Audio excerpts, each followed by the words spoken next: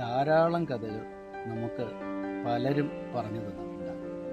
എനിക്കും അത്തരത്തിൽ കഥ പറഞ്ഞു തന്ന ധാരാളം പേരുണ്ട്. എന്നാൽ അധികം കഥകളൊന്നും പറഞ്ഞു തന്നിട്ടില്ലാത്ത ഒരാൾ കൂടി ജീവിതത്തിൽ, അതെൻ്റെ അച്ഛനാണ്. കഥകളൊന്നും പറയാനില്ലാഞ്ഞിട്ടാണോ അതോ കഥകൾ പറയുവാൻ ഇഷ്ടമില്ലാഞ്ഞിട്ടാണോ എന്നറിയില്ല. അച്ഛൻ അങ്ങനെ കഥകളൊന്നും എനിക്ക് പറഞ്ഞു തന്നിട്ടില്ല. അച്ഛൻ കഥകളൊന്നും പറഞ്ഞു തന്നിട്ടില്ല എന്നേ ഉള്ളൂ. എന്നാൽ എന്നിലെ കഥകൾക്ക് വേണ്ട മനോഹരമായ കാഴ്ചകളെല്ലാം കാണിച്ചു തന്നിട്ടുള്ളത് അച്ഛനാണ്. 25 വർഷം അച്ഛൻ ജോലി ചെയ്ത് ജീവിച്ച മരുഭൂമിയിലേക്ക് എന്നെ കൊണ്ടുപോകുമ്പോൾ അതെനിക്ക് തരാൻ പോകുന്നത് കഥകളുടെ ഒരു വലിയ ശേഖരമാണെന്ന് ഞാൻ അറിഞ്ഞിരുന്നു.